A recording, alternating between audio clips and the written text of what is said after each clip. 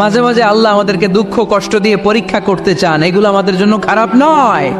এই দুঃখ কষ্ট বিপদ আমাদের কোমরকে সোজা করে, আমাদের পায়ের মাটিকে শক্ত করে, চিল্লায় বলেন ঠিক কিনা?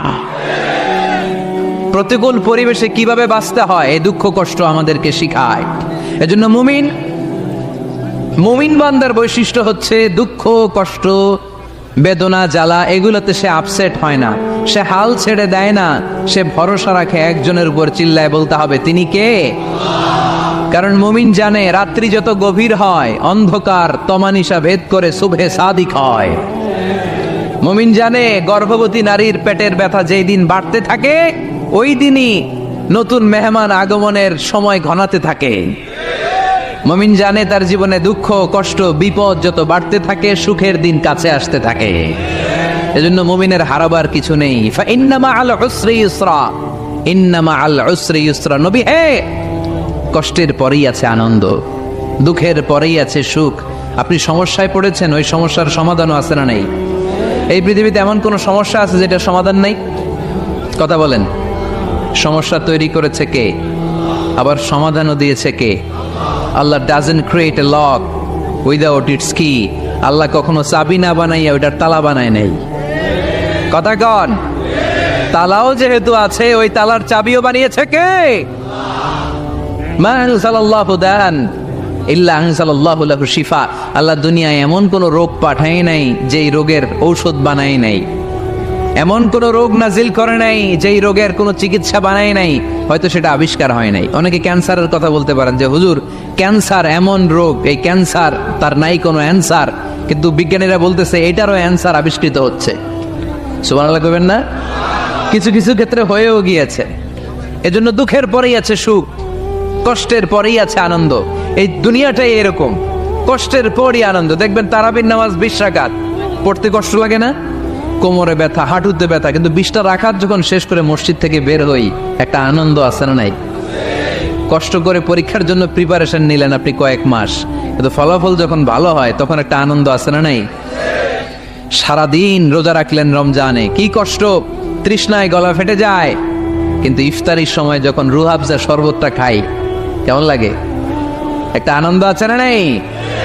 এজন্য আল্লাহ বললেন فإن مع العسر يسرا إن مع العسر يسرا। ও নবী, কষ্টের দিন মক্কায় অল্প কিছু দিন, মদিনাতে আনন্দের দিন অপেক্ষা করছে। আমাদের জীবনে যদি দুঃখ কষ্ট আসে আমরা ধৈর্য ধরবো, তাওয়াক্কুল করবো একজনের উপর, তিনি কে? কারণ আমরা বিশ্বাস করি কষ্টের দিন এটা চিরকালের জন্য নয়, সামনে আনন্দের দিন আমাদের জন্য সেট করে রেখেছে কে? কষ্ট হইতেছে, গরম লাগতেছে না? আমিও ঘামতেছি আপনাদের সাথে সাথে, অনেক গ্যাদারিং হয়ে গেছে। আসেন আল্লাহর নামে 3টা তাকবীর দেই, তারপর কোন 2টা গাইডলাইন তিনি বিশ্বনবীকে দিলেন ওই নির্দেশনা বাণীটুকু শুনে আজকে আমরা বিদায় নেব। আওয়াজ করে পড়তে হবে লিল্লাহে তাকবীর, লিল্লাহে তাকবীর, লিল্লাহে তাকবীর।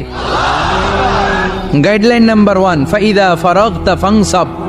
নবী আপনি যখন অবসর হন আপনি ইবাদতে মশগুল হন। ফানসাব ফিল ইবাদা, তাফসীর ইবনে কাসিরে এসেছে আপনি ইবাদতে মশগুল হন যখন আপনি অবসর পান। অবসর আল্লাহর দেয়া বড় নেয়ামত, এটা বিশ্বাস করেন? অবসর কিন্তু নেয়ামত। আমরা অনেকেই অবসর সময়কে কাজে লাগাই না, কিন্তু অবসর চলে যাওয়ার পরে যখন ব্যস্ত হয়ে পড়ি তখন বলি হায় রে, অবসরটা যদি কাজে লাগাইতাম। পরীক্ষার পরে 3 মাস ছুটি ছিল, এই 3 মাস অবসরে যদি পড়তাম তাইলে তো আজকে ভার্সিটিতে চান্স পেয়ে যেতাম, ঠিক কি না? এজন্য বিশ্বনবীর আল্লাহ বললেন নবী ফাইদা ফারাগতা ফানসাব ওয়া ইলা রাব্বিকা ফারগাব। মাদানী জীবনে, মাক্কি জীবনে, দাওয়াতি কার্যক্রমের পরে, রাষ্ট্রীয় কার্যক্রমের পরে যখনই আপনি অবসর পাবেন তখনই আপনি ইবাদত করেন, তখনই বেশি বেশি আল্লাহর কাছে দোয়া করেন। দোয়াটা খুব শক্তিশালী, কিন্তু আমরা অনেকে জানি না কি করে দোয়া করতে হয়। সিনসিয়ার দোয়া ইজ লাইক এ মিসাইল। আপনারা প্রায় পত্রিকায় শুনবেন আমেরিকা অমুক দেশে মিসাইল হামলা করেছে, শুনছেন? মিসাইল হামলা এমন হামলা কত সেন্টিমিটার বেগে যে কোন জায়গায় অ্যাটাক করবে, যেখানে মারার কথা ওখানে পড়বে। ঠিক দোয়াটা হচ্ছে মিসাইলের মতো। আপনি যদি দোয়ার মতো দোয়া করতে জানেন ওই দোয়াটাও জায়গা মতো যে ভেদ করবে, চিল্লা এখন ঠিক কিনা? কিন্তু আমরা দোয়া করতে জানি না। কি করে দোয়া করতে হয় এটা জানি না। বিশ্বনবীকে আল্লাহ বললেন, নবী ফাইদা ফারাগতা ফানসাব, যখন আপনি অবসর হবেন তখন আপনি দোয়া করেন, আল্লাহর কাছে চান। বেশি বেশি চাইলে খুশি হয় কে? তার মানে প্রথম ঘোষণা হলো ফাইদা ফারাগতা ফানসাব, প্রথম নির্দেশনা হলো নবী যখনই আপনি অবসর পাবেন ইবাদত করবেন এবং দোয়া করবেন, বেশি বেশি আল্লাহর কাছে চাইবেন। 2 নাম্বার দিক নির্দেশনা হলো ওয়াইলা রব্বিকা ফারগাব, সব সময় আপনি আপনার আল্লাহর দিকে মনোনিবেশ করবেন। বিপদে পড়লে ডাকবো কারে? আমাদের অসুস্থতাকে সুস্থতায় পরিণত করে দিতে পারে কে? চাকরির জন্য পাগল পারা, চাকরি নাই, চাকরির ব্যবস্থা করে দিতে পারে কে? বিদেশে যেতে মনে চায়, পাসপোর্ট দিয়ে রেখেছি, ভিসা নাই, ভিসা লাগাই দিতে পারে কে? কিন্তু আমরা দুঃখ কষ্ট বেদনা কিছু একটা হইলেই সবার আগে আল্লাহরে শেয়ার করার আগে ফেসবুকে শেয়ার মেরে দেই। আছে না নাই? আপনাদের ফেসবুক অ্যাকাউন্ট আছে নাকি? কার কার আছে দেখি?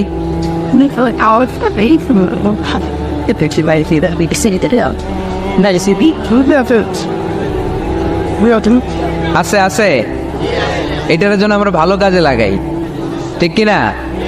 আপনি চাইলেই এমন ভাবে ফেসবুক ফ্রেন্ড লিস্ট করতে পারেন যারা ভালো ভালো জিনিস শেয়ার করে, যারা মোটিভেশনাল জিনিস শেয়ার করে, ইসলামের পক্ষে কথা বলে।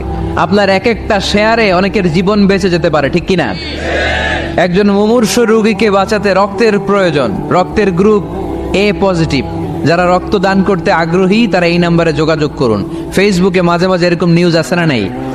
আপনি just you put down in share, শেয়ারের মধ্যে একটা পুট করে দিলেন, একটু শেয়ার মেরে দিলেন, ছড়িয়ে পড়লো হাজার হাজার ফেসবুক ফ্রেন্ডদের কাছে। তাদের অনেকে ব্লাড দিতে আগ্রহী, সে তাড়াতাড়ি যে সেখানে ব্লাড ডোনেট করে আসলো। আপনার একটা শেয়ারের কারণে বেঁচে গেল অনেকগুলো প্রাণ। চিল্লা এখন ঠিক কিনা? রক্তদানের মতো শ্রেষ্ঠ ইবাদত হতে পারে? আমরা মনে করি শুধু জিকিরি ইবাদত, আমরা মনে করি শুধু নামাজি ইবাদত। রক্তদান, এক ব্যাগ রক্ত থেকে অনেক মানুষকে বাঁচানো যায়। এর মধ্যে আছে হিমোগ্লোবিন, এর মধ্যে আছে প্লাটিলেট, আছে প্লাজমা। রক্তে একটা উপাদান আছে প্লাজমা, নাম শুনছেন? আগুনে পোড়া রোগীকে বাঁচাতেই প্লাজমা লাগে। হসপিটালের বার্ন ইউনিটে যেয়ে দেখবেন মানুষ কিভাবে চিল্লায়। নুসরাত নামে একটা মেয়ে মারা গেল না? এক বদমাইশের কবলে পড়ে মারা গেল না? তাকে আগুন জ্বালিয়ে দেয়া হয়েছিল তার গায়ে, তার প্লাজমাগুলো জ্বলে গিয়েছিল। আগুনে পোড়া রোগীর যে কি কষ্ট, একটু দেখার জন্য হসপিটালের বার্ন ইউনিটে যাবেন, দেখবেন যে কি কষ্টে আছে তারা। এই প্লাজমাগুলোকে অনেক সেন্টিগ্রেড তাপমাত্রা নামিয়ে ঠান্ডা করে দেহে পুশ করা হয়।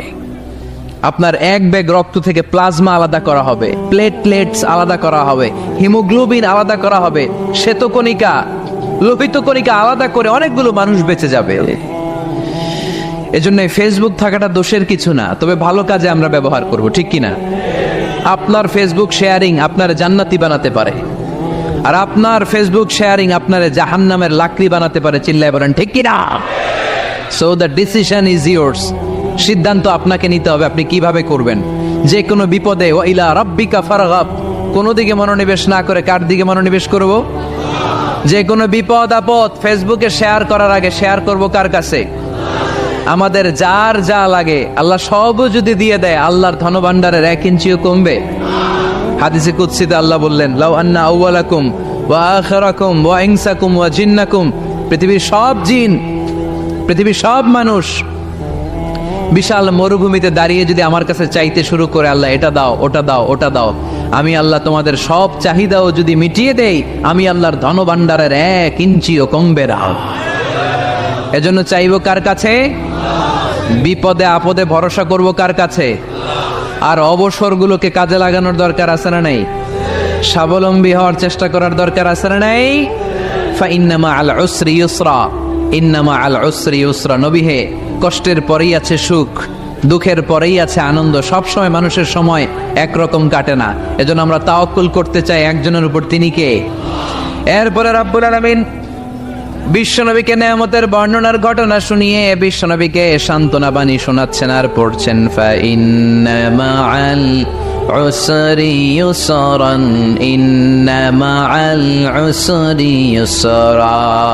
নবী গো, নিশ্চয়ই কষ্টের পরে আছে আনন্দ, দুঃখের পরেই আছে সুখ। সুবহানাল্লাহ।